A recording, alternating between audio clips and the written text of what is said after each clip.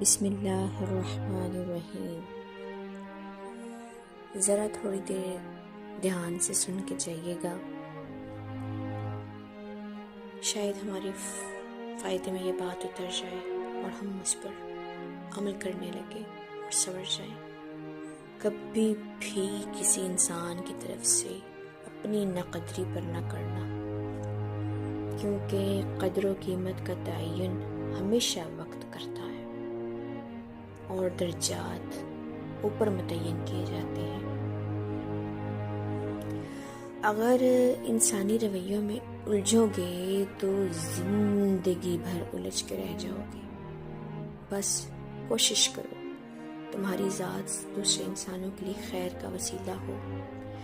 باقی عیب اور غیب کے جاننے والے کے ساتھ اپنے معاملات سلجھائے رکھو۔